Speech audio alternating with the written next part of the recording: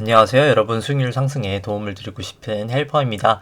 오늘은 요청 주신 종목 중 애경산업에 대해서 종목 분석해 보도록 하겠습니다.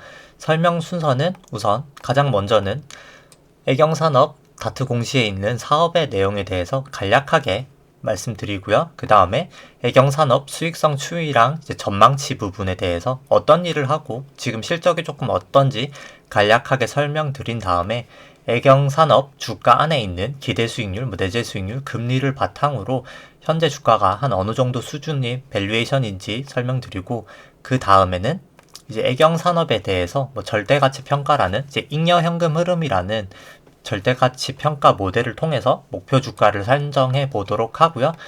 재무 분석에 대해서 조금 매출액이나 영업이익 추이, EBITDA, 당기순이익, 영업이익률 추이 설명해 드리고, 실적 추정치에 대해서도 간단하게 설명을 드린 후에 그 다음에 이제 마지막으로 차트 분석해 드리도록 하겠습니다. 차트는 초장기 추세인 구주봉 같은 경우에는 이제 상장된 지 얼마 되지 않아서 주 3봉으로 설명드리고요. 그 다음엔 중기 추세인 주봉, 단기 추세인 1봉으로 설명드리도록 하겠습니다. 우선 일단 다트 공시 관련해서 사업 부문부터 먼저 설명드리도록 하겠습니다. 애경산업 같은 경우에는 화장품 부분하고 크게 생활용품 부분으로 크게 나누고요. 자세한 실적은 뒤에 조금 설명드리도록 하겠습니다. 화장품 같은 경우에는 이제 지금 조금 점유율이 계속 떨어지고 있고요. 이 부분이 조금 약간 동사의 지금 실적이 감소하는 가장 큰 요인입니다. 생활용품 부분은 위에 나와 있지만 2080이나 스파크, 캐라시스 등 아마 대부분 많이 아시는 브랜드일 거라고 생각합니다. 그 부분에 대해서는 사실 크게 영업이익이나 매출액 변동이 크지는 않고요. 그리고 일단 매출액 부분 하고 매출액 비중 조금 보시면은 전년 말 2019년 말 대비해서 올해 9월까지 실적인데요. 조금 화장품 부분이 매출 비중이 많이 하락한 것을 알 수 있습니다. 매출액 같은 경우에도 많이 하락을 하였고요. 이 부분에 대해서 조금 뒤에 더 자세하게 설명드리도록 하고요. 그럼 바로 이제 그 부분 조금 설명을 드리도록 하겠습니다. 이게 부문별 애경산업 수익성 추이 및 전망치인데요. 이 자료는 이제 애경산업이 제공해 준 것을 이제 현대차증권 애널리스트 분이 추정치를 통해서 조금 작성한 것을 제가 조금 보기 더 편하도록 재가공을 하였습니다. 재작년이죠. 2019년 같은 경우에는 애경산업 전체 매출이 한 7천억 정도 되었었고요. 올해 같은 경우에는 추정치가 한 6천억 정도 됩니다. 작년 같은 경우는 6천억 정도 되고요. 이제 올해 같은 경우는 6,800억, 6,900억 정도 됩니다.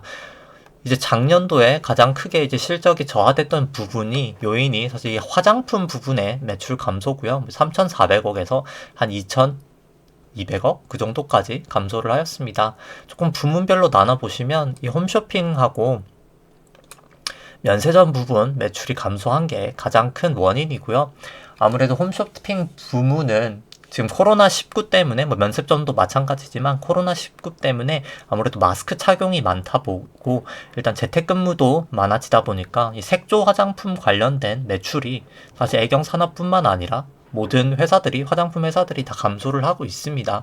그 부분의 영향이 조금 크고요. 그리고 홈쇼핑 같은 경우에도 계속해서 이제 경쟁 심화가 되고 있고, 그리고 동사 제품 같은 경우에 이제 주력 제품이 이제 AG2N인데 이 부분에 대해서도 좀 시장 점유율이 계속 하락하고 있기 때문에 이 영향을 바탕으로 조금 홈쇼핑 부분은 코로나19와 어떻게 보면 연동이 되기도 있지만 그 부분을 제외하고도 조금 매출 감소폭이 좀 크게 영향을 받고 있습니다.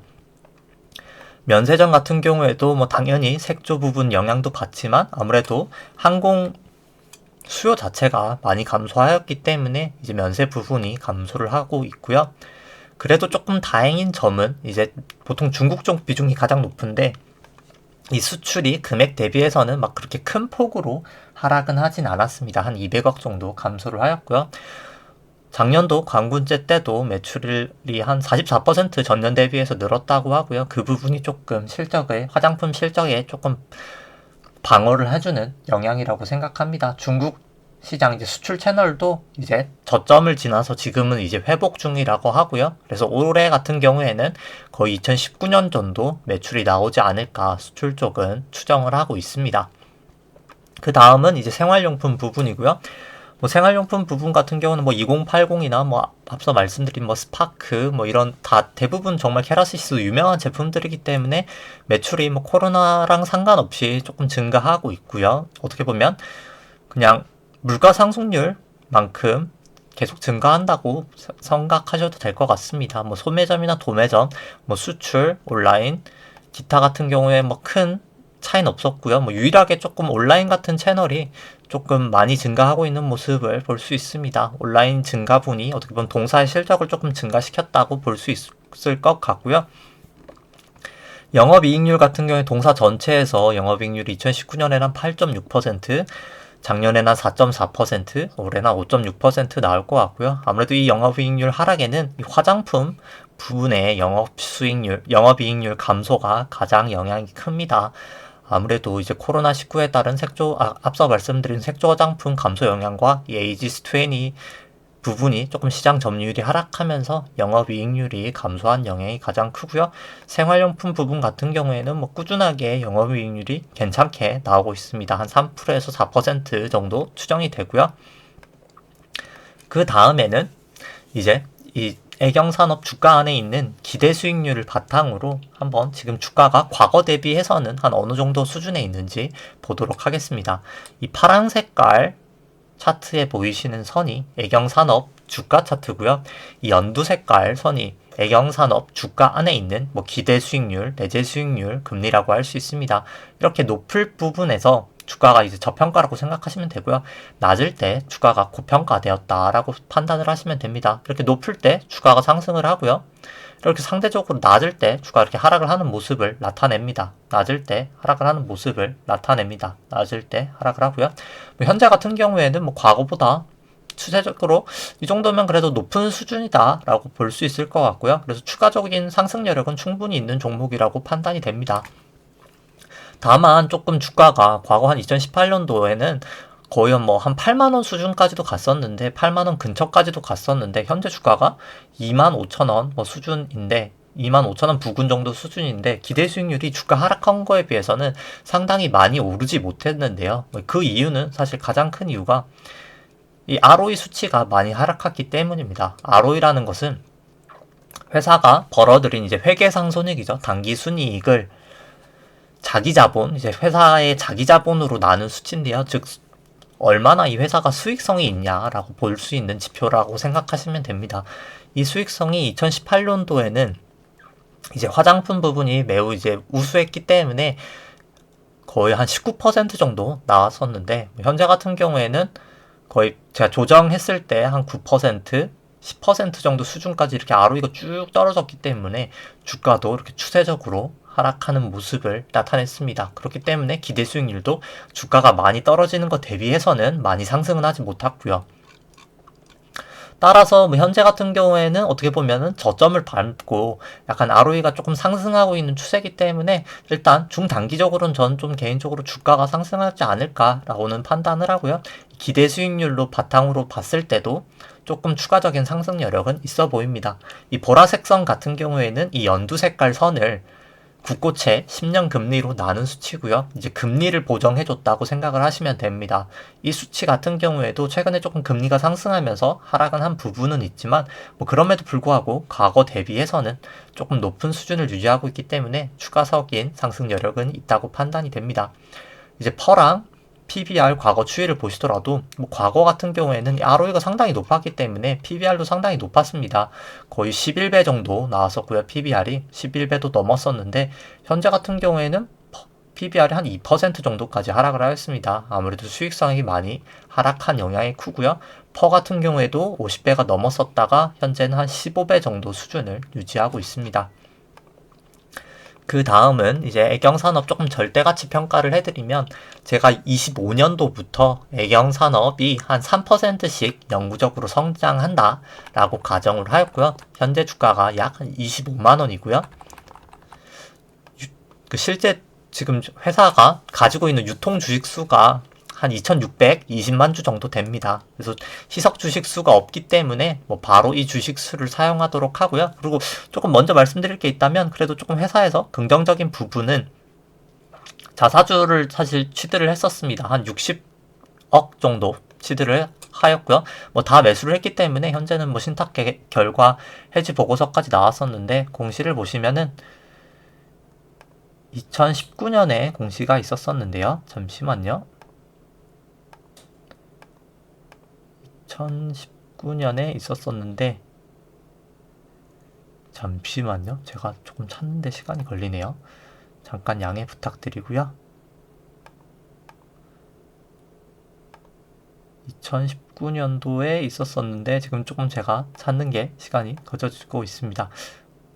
그냥 뭐 다 일단 뭐 보시면 어차피 공시에 실제로 있기 때문에 보시면 될 것 같고요. 2019년에 사실 공시를 한 다음에 60억 정도 산다고 공시가 있었었는데, 실제로 이렇게 60억 정도를 매수를 하였습니다. 뭐 주식 수로는 한 20만 주 정도 매수를 하였고요. 이 부분은 사실 중장기적으로 회사가 주주 환원 정책을 추가로도 할 수 있다라는 조금 긍정적인 시그널인 것 같습니다. 배당도 어떻게 보면 그래도 계속 증가를 하고 있고요. 2016년도에는 한 32억 정도였었는데 뭐 2019년도에는 118억 정도, 올해 같은 경우에도 한 119억 정도 배당을 주었고요. 물론 이제 2021년 올해 받을 배당금은 아직 뭐 결정은 되지 않았지만, 뭐 배당금도 계속 증가하는 것도 주주가치 환원에 아주 조금 긍정적인 요인이지 않나라고 판단을 합니다. 아까 말씀드린 연구 성장률 한 3%로 잡고 현재 주가가 한 25,000원이라고 했을 때, 이제 잉여 현금 흐름이라는 FCF 기준으로 이제 목표 주가를 산정해 보면 목표 주가가 한 4만 원 정도, 한 4만 1,000원까지 올라갈 수 있는 내재 가치가 있는 종목이라고 판단이 됩니다. 한 66% 상승 여력은 있는 종목이라고 판단이 되고요. 이것을 조금 어떻게 구하는지 설명을 드리면, 잉여 현금 흐름이란 이 영업 현금 흐름에서 캐펙스를 차감한 금액을 통해서 이 잉여 현금 흐름을 구하게 됩니다. 그러면 이제 영업 현금 흐름이 조금 뭔지 설명을 드리면, 영업 현금 흐름이란 이제 회사가 벌어들인 순현금이라고 생각하시면 되고요. 회사가 물건을 팔아서 벌어들인 매출액에서 물건을 만드는 데 드는 매출 원가나 뭐 이자 비용, 법인세, 인건비 등을 다 차감한 순현금 흐름이라고 생각하시면 됩니다. 그것에서 이제 캐펙스를 차감하는데요. 캐펙스는 이제 회사가 공장이나 뭐 건물을 투자하는 데 들어가는 투자 비용이라고 생각하시면 되고요. 따라서 회사가 벌어들인 돈에서 투자하는 데 들어간 돈을 차감하게 되면 이제 잉여 현금 흐름이 나오게 됩니다. 25년도에는 동사의 잉여 현금 흐름이 약 380억 정도가 나온다고 추정이 되었고요. 그것을 이제 현재 가치화 다 시키게 되면 목표 주가가 한 4만 1,000원까지 나오게 됩니다. 그리고 그 다음에는 이제 조금 재무 분석을 해드리면,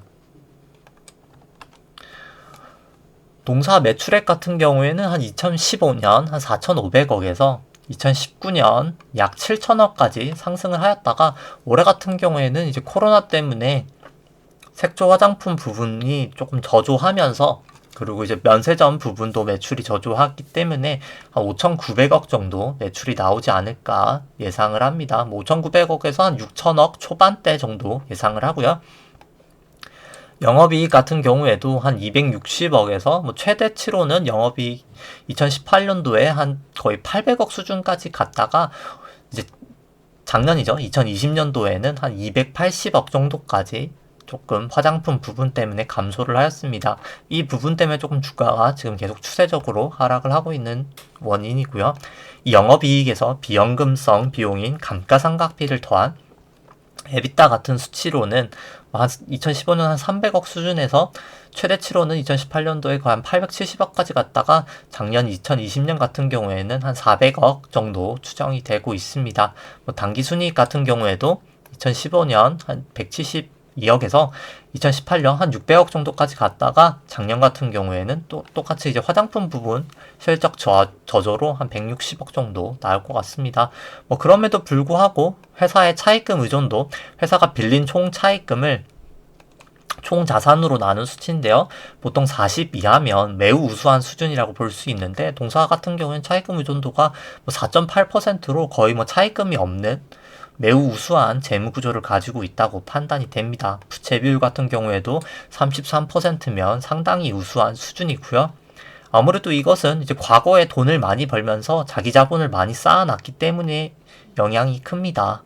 일단 자기 자본 규모 같은 경우에는 상당히 높고요. 물론 2018년도에 이제 상장을 하면서 조금 자기 자본이 는 영향이 가장 큽니다. 뭐 그럼에도 불구하고 벌어서 이 당기 순이익이 축적된 영향도 있고요. 영업이익률 같은 경우에는 뭐 과거에는 5.7% 수준에서 한 11%까지도 올라갔었다가 현재는 한 4.7%까지 하락을 하였었고요. 에비타 마진 같은 경우에도 에비타를 이제 매출액으로 나눈 수치도 한 7%에서 과거 12%까지 상승하였다가 작년 같은 경우에는 한 7% 수준까지 하락을 하였습니다.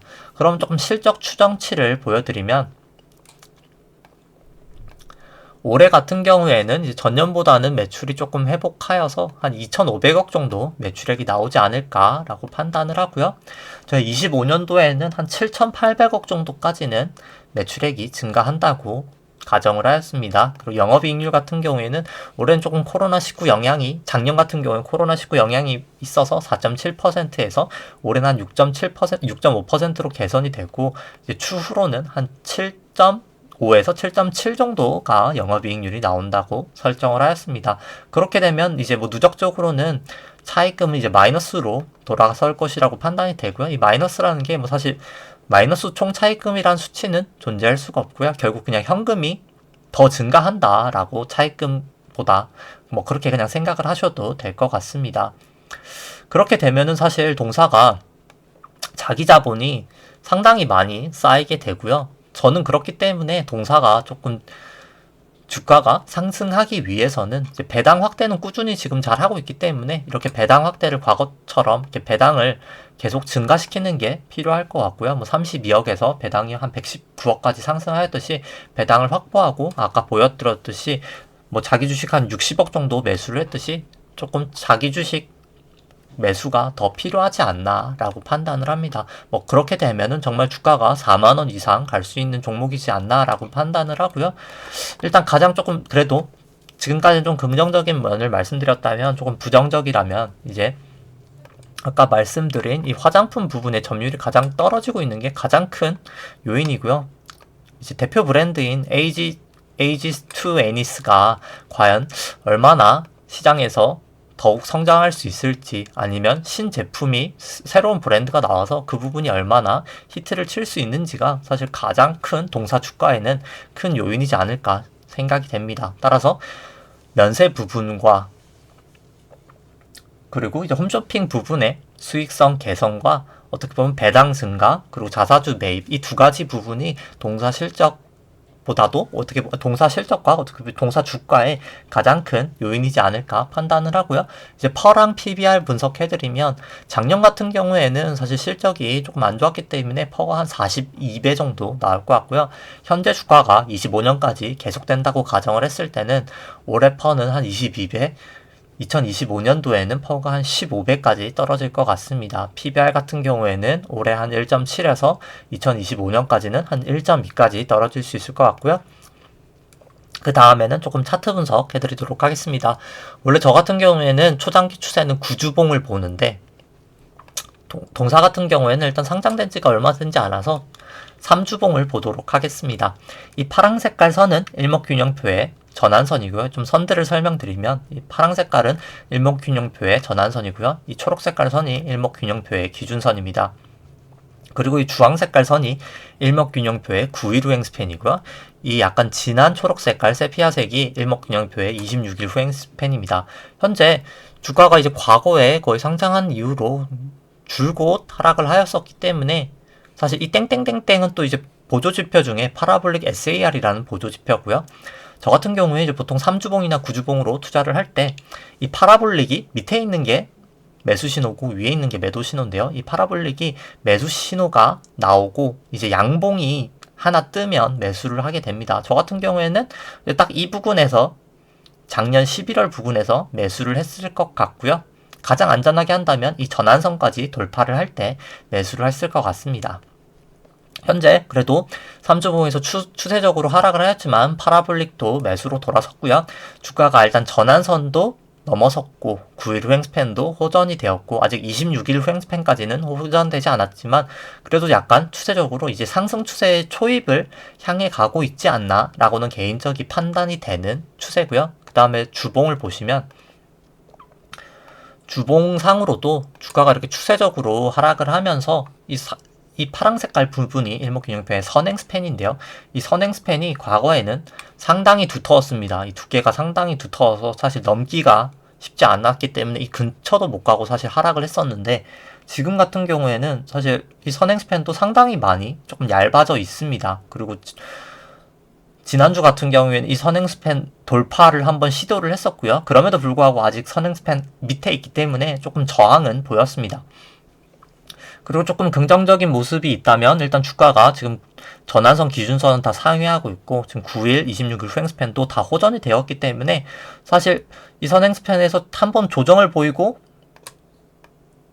내려갈 수도 있고요. 아니면 뭐 지금 당장 조금 기준선까지는 지지를 보이고 상승을 할 수도 있고 뭐 바로 돌파를 하고 뭐 여러 가지 시나리오가 가능하겠지만 일단 그럼에도 불구하고 언젠가 이 부분 정도 한 5, 6원 부분 안에서는 분명히 저는 개인적으로 아마 선행스팬을 이미 넘어 있지 않을까라고는 추정을 합니다. 뭐 이것은 그냥 추정치고요. 다만 일단 그냥 기술적으로 차트를 보고 매수를 하신다면 뭐 지금 당장 뭐 매도를 하실 필요는 없을 것 같고요. 매도를 하신다면 이 전환선을 조금 하회하면 그때 일부 매도, 기준선을 하회하면 그때는 조금 전량 매도하시는 것을 권해드리지만 일단 중기적으로도 추세는 조금 상승 추세에 정말 초입 단계에 있지 않나 라고는 판단을 합니다. 이 선행 스팬까지 돌파하고 매수하시는 게 가장 확실할 것 같기는 하고요. 그 다음은 이제 일봉입니다. 일본 같은 경우에도 현재 주가가 전환선 기준선 다 상회하고 있고요. 뭐 9일, 26일 후행스팬도 뭐 거의 다 호전, 26일은 호전이고 뭐 9일 같은 경우는 약간 역전이었지만 뭐 거의 호전 단계에 가깝기 때문에 뭐 지금 당장 매도를 하실 필요는 없어 보입니다. 다만 이제 어제 같은 경우에 이제 긴 꼬리가 이렇게 나면서 거래량이 조금 많이 터졌던 것은 이제 사실 설명을 드린다면 이렇게 주가가 많이 하락을 했기 때문에 아까 주봉상으로도 보였지만 이 사실 선행스팬 자체가 이 의문 자체가 어떻게 보면 매물 부담이라고 생각하시면 됩니다. 이 매물 부담이 상당히 있기 때문에 그리고 일봉상으로도 이 부분에서 사실 거래량이 상당히 많았죠. 이 부분에서 조금 어떻게 보면 물려 계신 개미들이 조금 있을 거라고 생각합니다. 특히 이 부분에서요. 이 부분에서 조금 많이 하락을 하면서 조금 수익 실현을 하시거나 아니면 조금 손실을 놔뒀으면 거의 본전 부분에서 팔자 하시는 분들이 많았기 때문에 조금 주가가 이렇게 긴 꼬리를 내면서 하락을 했다고 판단을 되고요.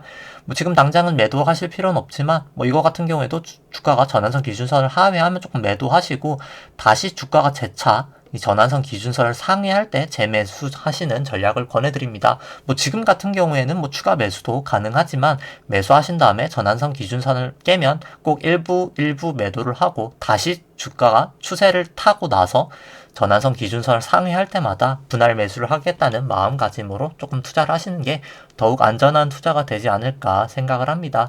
차트 분석이란 뭐 꼭 발과 천정에서 머리에서 사고 팔고를 하는 기법은 아니고요. 무릎에 사서 어깨에 팔자는 마인드이기 때문에 확실하게 전환선과 기준선을 넘었을 때 매수를 하고 내려갈 땐 매도를 하고 다시 올라설 때 매수하시는 전략을 하는 것을 다시 한번 조금 권해드리면서 오늘 방송은 여기까지 하도록 하겠습니다. 좋아요와 구독 눌러주시면 감사하겠습니다.